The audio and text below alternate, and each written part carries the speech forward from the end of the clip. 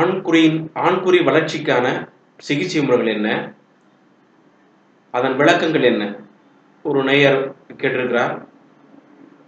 பொதுவாக ஆண்களுக்கு போதுமான அளவு இயற்கை ஆண்குறியினுடைய அளவை கொடுத்திருக்கிறது.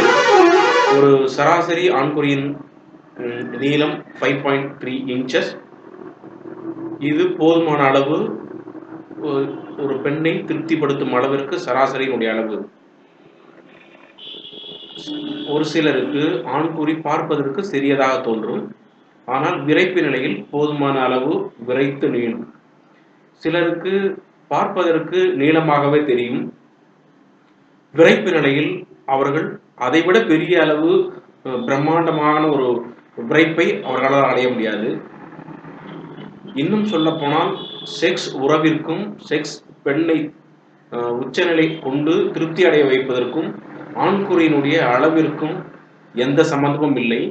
ஆண்குறி சிறியதாக இருப்பவர்கள் குறைவான இன்பத்தை தருவதாகவும், ஆண்குறியினுடைய அளவு நீளமாக உள்ளவர்கள் பெரிய இன்பத்தையும் தருவதாகவும் நம் மனது கற்பனை செய்து கொண்டிருக்கிறது. இதற்கு பாலியல் சார்ந்த படங்களில் காண்பிக்கப்படும் மிகையான ஒரு காட்சிகளும் காரணம். உண்மையில் நாம் பிறப்புறுப்பு வழியாக கொள்ளப்படும் செக்ஸ் முறைகளால் இந்தியாவில் 95% பெண்கள் உச்சநிலை அடைவதில்லை.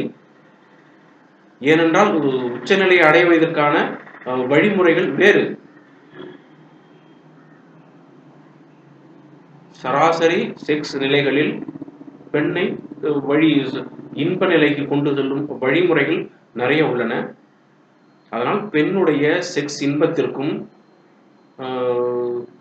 ஆண்குறியினுடைய நீளம் குறைவுக்கும் அதிகமாக இருப்பதற்கும் எந்த சம்பந்தமும் இல்லை. இது உளவியல் சார்ந்த ஒரு பிரச்சனையாகவே நாம் எடுத்துக்கொள்ள வேண்டும்.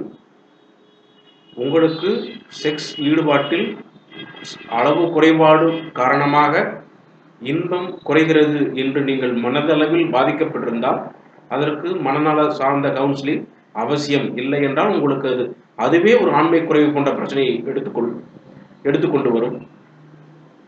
உண்மையில் ஆண்குறியினுடைய அளவு பிரச்சனைக்கு இல்லையா? பிரச்சனை இல்லையா என்றால் இருக்கிறது. மைக்ரோபெனிஸ் என்கிற ஒரு வகை உள்ளது. இது இந்த வகை குறைபாடு உள்ளவர்கள் இவ்வளவு இந்த அளவு மட்டுமே அவர்களுடைய ஆண்குறியினுடைய அளவு இருக்கும். இவர்களால் செக்ஸ் உறவில் கூட ஈடுபட முடியாது. இதற்கு பல்வேறு காரணங்கள் இருக்கிறது.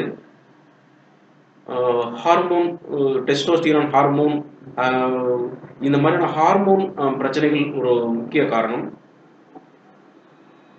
அதே மாதிரி விதைப்பைகள் உள்ளிருந்து கீழிறங்காமல் உள்ளவே தங்கி இருப்பதனாலும் அது முழு வளர்ச்சி அடையாமல் அதன் காரணமாக ஆண்குறி வளர்ச்சி இல்லாமல் போய்விடலாம்.